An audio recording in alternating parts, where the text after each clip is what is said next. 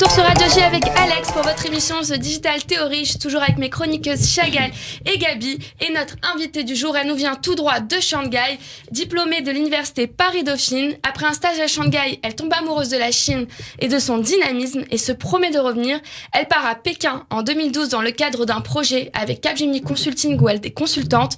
Et l'aventure qui devait durer 6 mois, elle avait annoncé à sa famille 6 mois, l'a conduit finalement à y rester jusqu'à aujourd'hui. Cela fait maintenant 8 ans qu'elle vit et travaille en Chine, dont 7 à Shanghai. Elle a rejoint l'entreprise Fulljet en 2015 et est à présent associée en charge des opérations et du développement. Rebonjour Victoria. Quel Bonjour. Parcours.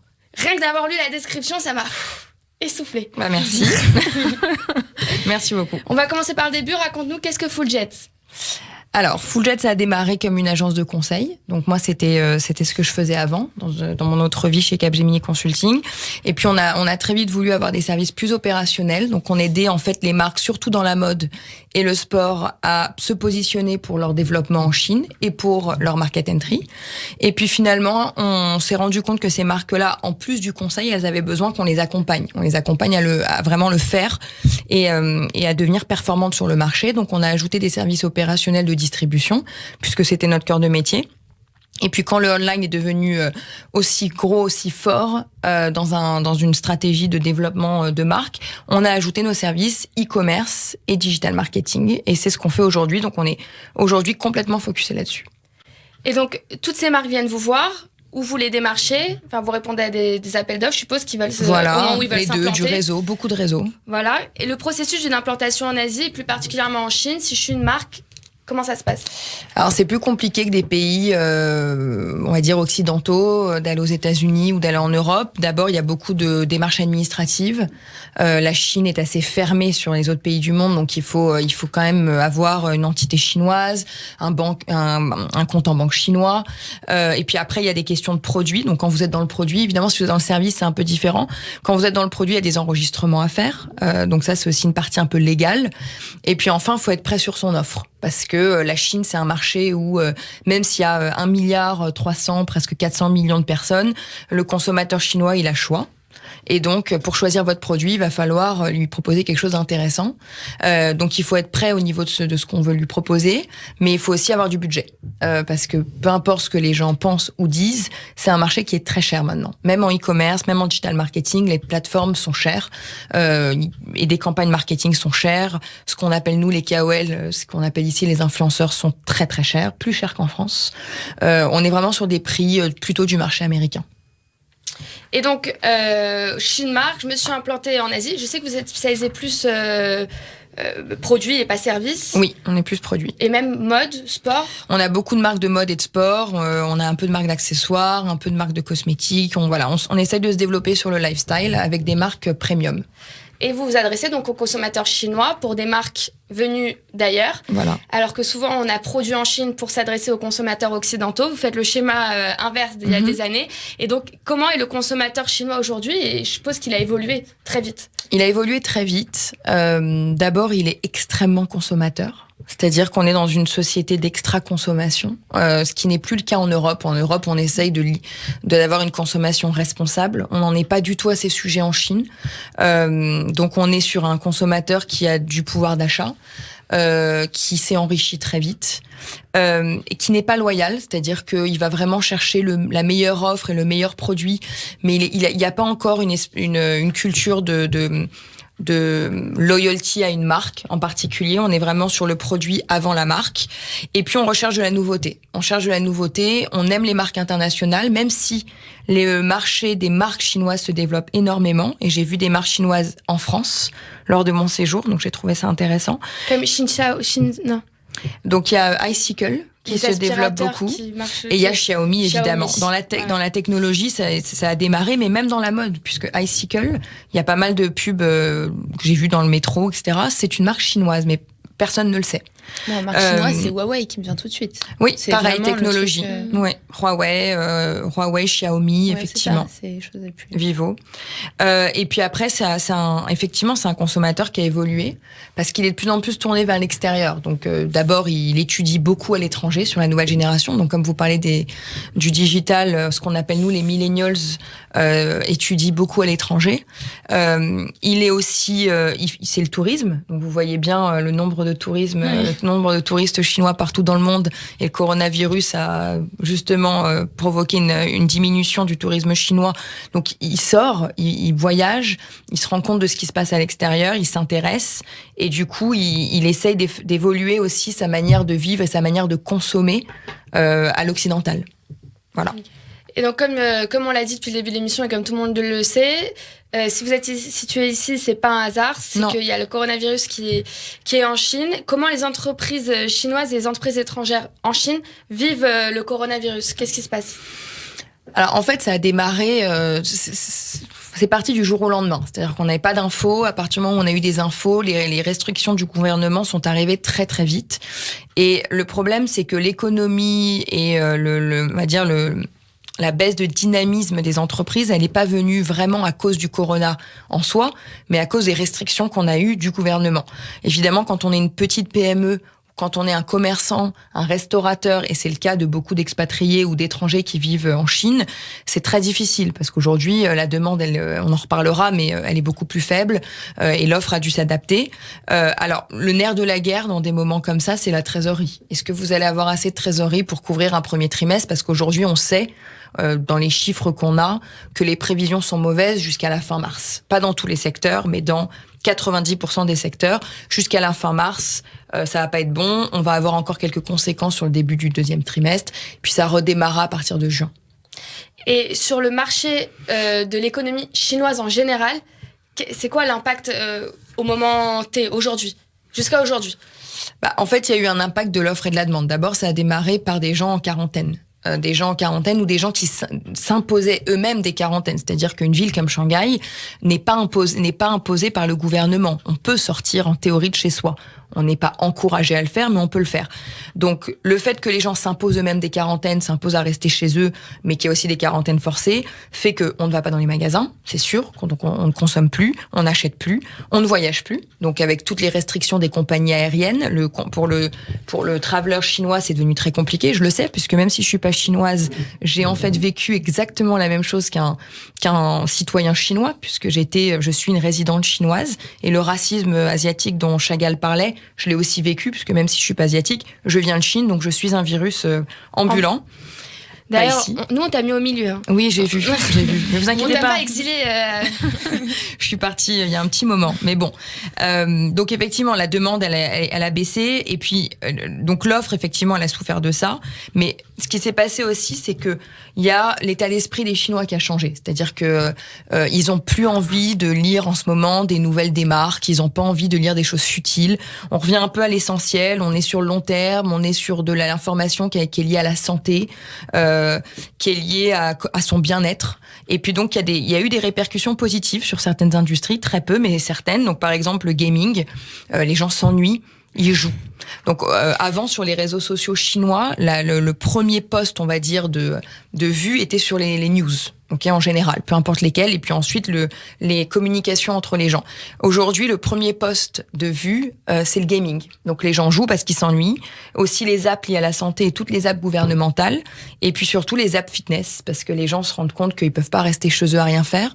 Il y a des vidéos d'ailleurs très marrantes qui ont circulé sur les réseaux sociaux chinois de gens qui faisaient des sprints chez eux, parce il y a quand même des bons côtés. Enfin, c'est les seuls petits bons côtés pour l'économie. Voilà. C'est super intéressant et on a quand même une exclusivité parce qu'une PDG d'une entreprise de cette taille qui travaille avec des clients étrangers en Chine en ce moment, c'est une exclue et c'est super intéressant. Donc on se quitte pour cette semaine, on se retrouve dans 2 semaines avec toujours Gabriel et Chagall et vous pouvez retrouver notre after toujours avec Victoria qui vous dira toujours plus et nos questions de nos chroniqueurs sur YouTube dans quelques minutes. Et cette semaine, l'émission se prolonge, The Digital Theory, avec mes chroniqueuses Gabrielle et Chagall, mais cette fois sur YouTube, parce que avec The Digital Theory, on est encore plus digital, pour continuer cette émission spéciale coronavirus, spéciale Chine, spéciale économie mondiale, avec notre invitée Victoria Ngoat, PDG de Foodjet, et on en était que tu nous parlais du marché et de l'économie, et qu'est-ce qui va se passer, quels étaient les bienfaits des marchés en Chine. Non, alors comme je disais, les gens commençaient à s'ennuyer un petit peu à la maison. En plus, les restrictions du gouvernement font que les écoles sont fermées sur tout le territoire, que les entreprises pour l'instant n'ont pas eu le droit de reprendre jusqu'au 10 février. Et puis aujourd'hui, on commence à recevoir des informations qu'on doit reprendre petit à petit. On doit être à 25% de notre capacité, 30% maximum. Donc on peut avoir plus de 30% de nos effectifs en même temps au bureau. Donc c'est aussi beaucoup d'organisation d'un point de vue administratif. On doit faire des reports journaliers sur les gens, où est-ce qu'ils ont été, est-ce qu'ils se sont déplacés pour éventuellement mettre des gens en quarantaine.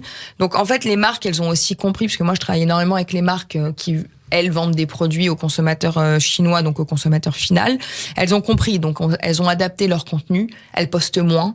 Et puis surtout, elles ont coupé les budgets de campagne. C'est-à-dire qu'on n'a pas fait de campagne en février.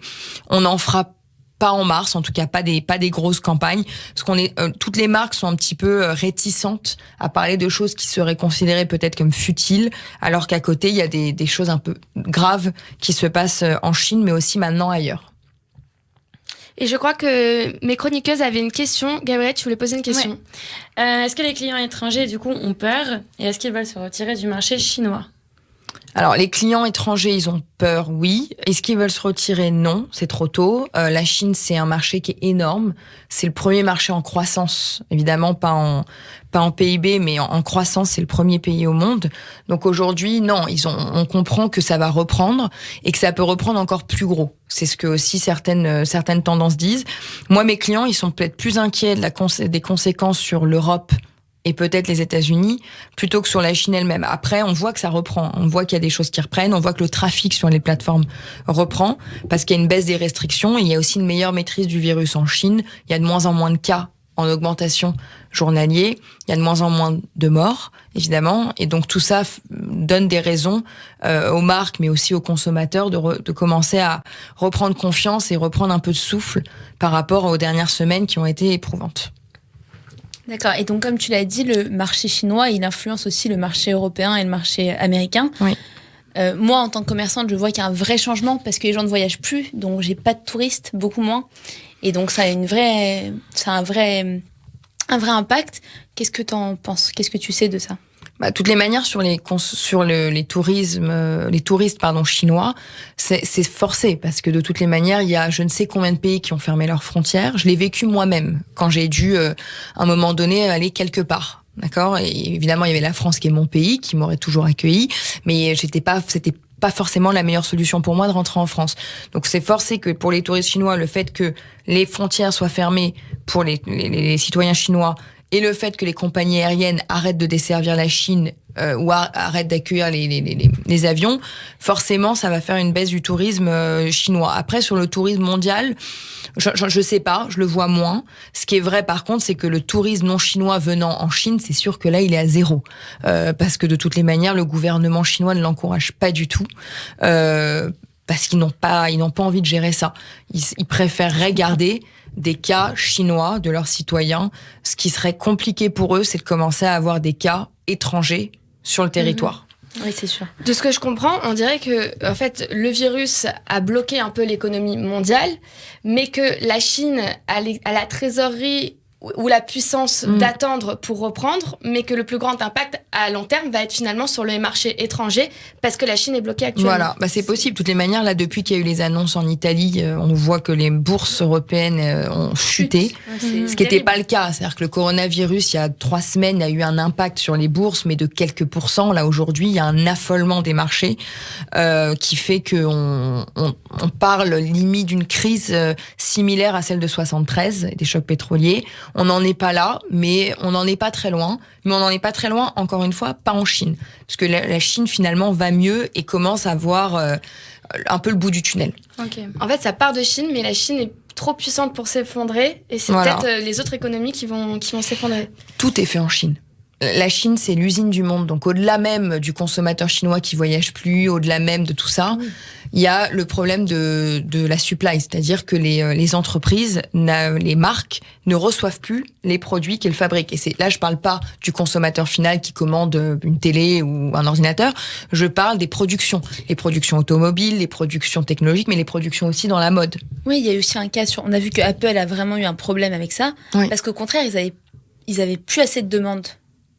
Alors non, Apple, là, pour le moment, les magasins sont fermés dans toutes les grandes villes, effectivement. Ça, et ils ont encore du stock. Ils ont encore du stock. Par contre, les composants qui sont produits en Chine ne sont plus produits à aujourd'hui, mais les usines reprennent au fur et à mesure.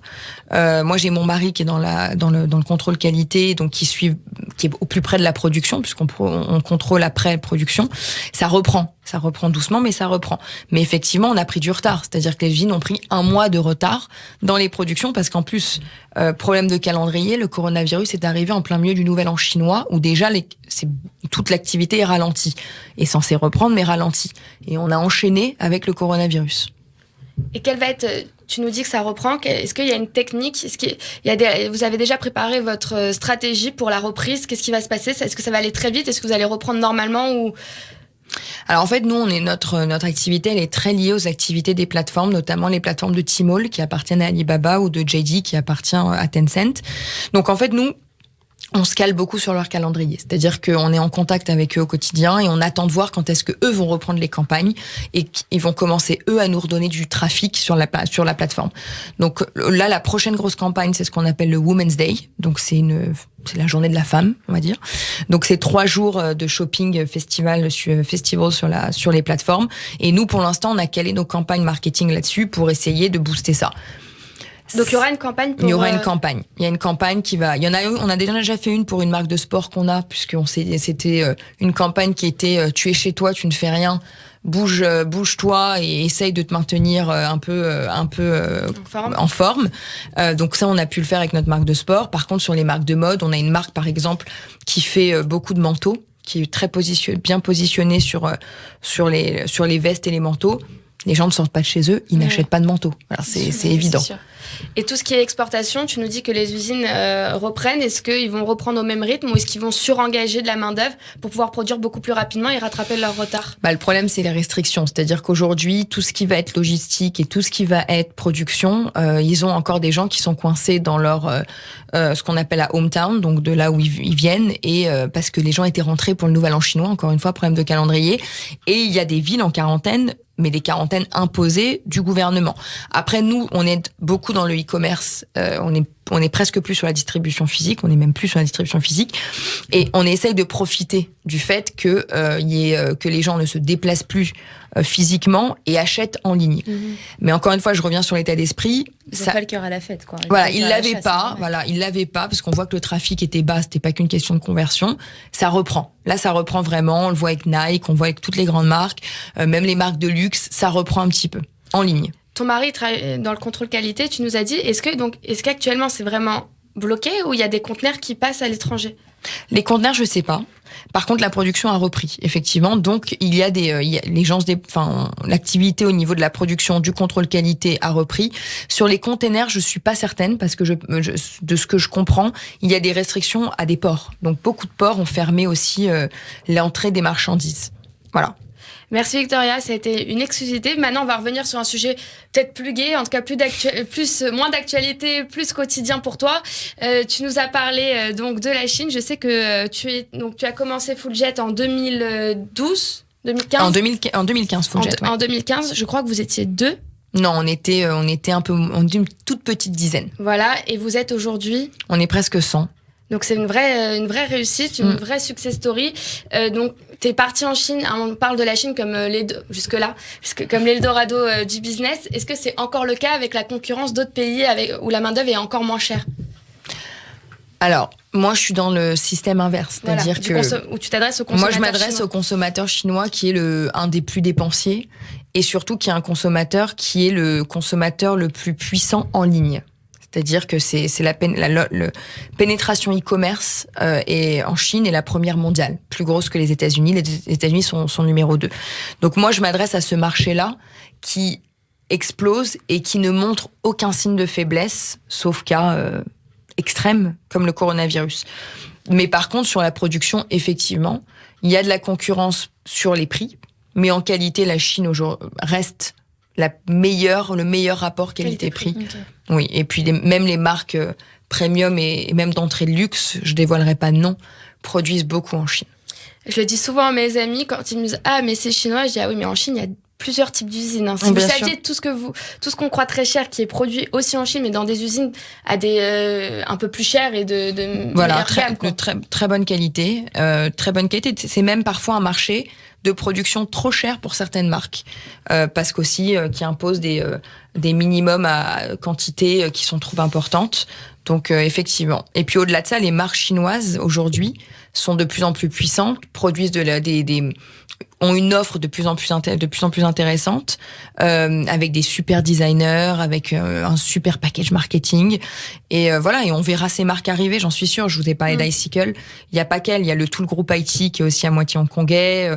Il y a plein de marques aujourd'hui qui sont très intéressantes en Chine, faites en Chine, designées en Chine, marketées en Chine, mais qui aujourd'hui leur problématique, c'est de s'exporter et de vendre ailleurs.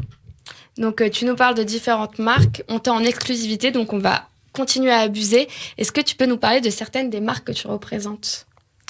Oui, alors moi je travaille beaucoup de marques européennes et des marques américaines. Donc par exemple, je travaille avec Doc Martens, les boots anglaises qui viennent des UK.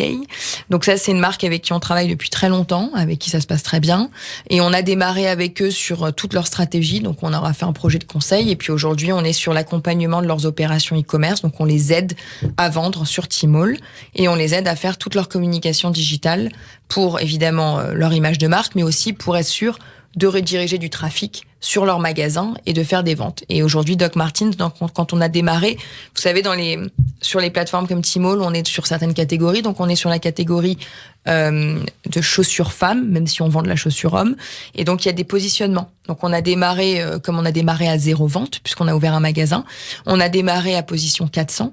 Et aujourd'hui, on est dans le top 5. Sur la dernière campagne, une grosse campagne qu'on a eue en décembre, on a fini numéro 2 après une marque chinoise. Ce qui est quand même une très belle réussite. Bravo. Et il y a des marques qui cartonnent dans leur pays d'origine et parfois dans d'autres pays européens et qui, une fois arrivées en Chine, ça prend pas. Les Chinois ça ne mordent pas. Pourtant, Doc Martens, ça a cartonné. Comment tu expliques qu'un produit va marcher en Chine et pas un autre ? Après, il y a des tendances. Doc Martens, ils sont sur une tendance de streetwear qui marche très très bien. Et puis, ils sont sur un positionnement de rébellion, puisque c'est le cœur de musique, rébellion, punk, etc. dans leur marché. Et en Chine, la rébellion, elle ne passe que par la consommation et par la mode. Donc, c'est aussi un filon qui a bien fonctionné. Les groupes de rock, pas que, enfin, les groupes de pop, on va dire que les KOL ou les influenceurs, les fashionistas, elles ont beaucoup aimé aussi faire du mix and match de je m'habille en Chanel et je mets des Doc Martens. Après, tu me disais, effectivement, il y a des marques qui sont des marques leaders sur leur marché, dans différentes catégories, qui arrivent en Chine, qui ne fonctionnent pas et qui repartent. Donc, The Gap est parti. Et on a des groupes français qui se portent très très mal. Forever 21 est reparti, donc a quitté la Chine. Mango a quitté la Chine. Et ça s'explique de plein de manières. D'abord, il y a des problèmes de budget. Puis il y a des problèmes d'offres. D'abord, aujourd'hui, les marques de mass market marchent plus en Chine. Marchent plus parce que il y a tellement de choix en pas cher fait en Chine qu'il n'y a pas besoin d'aller acheter du mango. Mais Zara continue de fonctionner. Oui, Zara continue de fonctionner parce qu'ils sont positionnés beaucoup plus premium. Et de toute façon, Zara, j'ai l'impression que ça fonctionne dans le monde entier. Ouais. Il y a une offre qui marche et puis ils le font de manière intelligente. Ils investissent tout leur budget dans le produit et dans leur retail. Ils sont très bien positionnés en online. Ils ont un magasin Tmall qui marche très très bien. Ils ont négocié avec Tmall pour pouvoir faire, on va dire, une expérience client, user experience unique. Donc vraiment à casser les modèles Alibaba et Tmall que normalement sont imposés aux marques, même pour les nôtres. Ils ont réussi à faire vraiment leur environnement pour que le consommateur Zara se retrouve complètement sur le magasin Tmall. Voilà. Mais donc oui, effectivement, problème de catégorie, problème de budget, problème de pas être prêt, et puis problème de mindset. C'est-à-dire que moi, je parle à des clients, je dois en revenir aux bases, c'est-à-dire leur dire, j'ai des clients qui vont me dire, mais il y a 1,4 milliard de consommateurs chinois, même si je capte 1% de ce marché, c'est déjà énorme.